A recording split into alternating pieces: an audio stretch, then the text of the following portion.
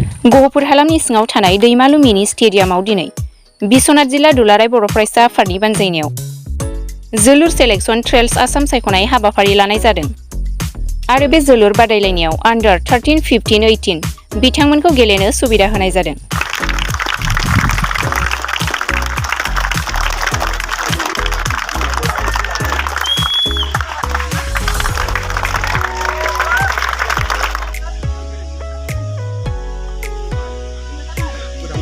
आरो सिबिनायखौ जासिबाय लोगोसे नोंथांमोननि जि बे पर्टेल निउस नायगिरि साफ्रोमनिसिमबो बिश्वनाथ जिल्ला दुलाराय बर' फरायसा आफादनि जानानै खुलुमनाय आरो सिबिनायखौ बावहरदों।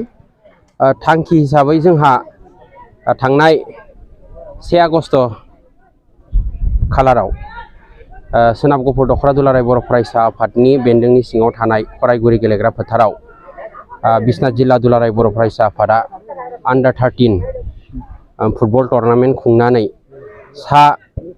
25 साबसिन गेलेगिरिफोरखौ सायख'नानै नैबे सानजा गहपुर दख'रा दुलाराय बर' फरायसा आफादनि मावख'आव दोननानै बिसोरखौ 1 दाननि थाखाय ट्रेनिं जों होगासिनो।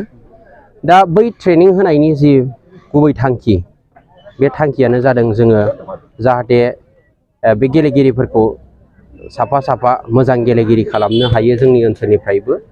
दा बे थांखिखौ लानानैनो बिश्वनाथ जिल्ला दुलाराय बर' फरायसा आफादनि बानजायनाय आरो केरेलानि मोनसे स्पर्टी सकार एकाडेमि बे एकाडेमिनि हेफाजाबाव जोङो नैबे जोहोलाव दैमालु गेलेग्रा फोथाराव आन्डार 13, आन्डार 15 आरो आन्डार 18 बे मोनथाम बैसोनि गेलेगिरिफोरखौ जों मोनसे सेलेक्शन ट्रायल एबा सायख'नाय हाबाफारि जों बेयाव लादों। दा बेयाव जोङो खोब गोजोननाय मोनदों। बे ओनसोलनिल' गेलेगिरिफोर बाहागो लानायखौ जों नुनो मोनाखै।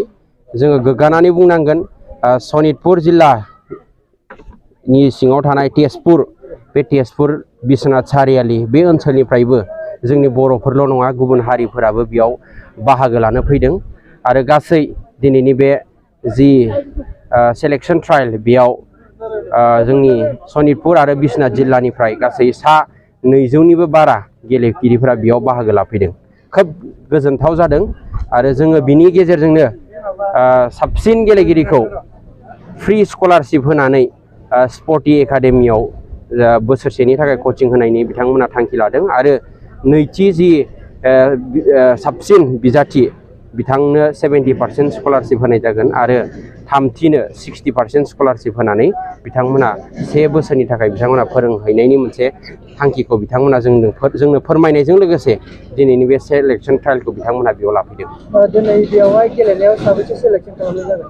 बेयाव गासै बिथांमोननि बुंनाय बायदियै गासै 8 साबसिन गेलेगिरिफोरखौ बिथांमोना सायख'गोन आरो 6 जनखौ बिथांमोना वेटिं लिस्टआव दोनगोन होननानै बिथांमोना जोंनि थाखाय फोरमायदों। दा बै माखासे 6 जन थानाय आरो लोगोसे माखासे गेलेगिरि बेयाव सेलेक्शन जानायफ्रा माबायदि सुबिदा मोनगोन?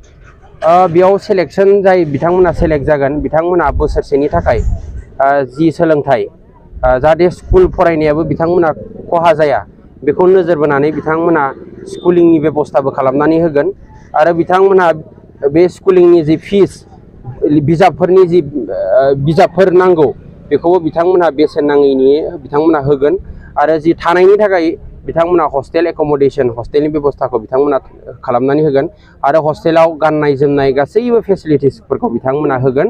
गासैबो जुदि बेस्ट सेलेक्शन जायोब्ला बिथांमोना बेसेन नाङै जागोन आरो बेयाव 70 आरो 60% बेबायदि रोखोमै बिथांमोननो सुबिदाखौ होगोन।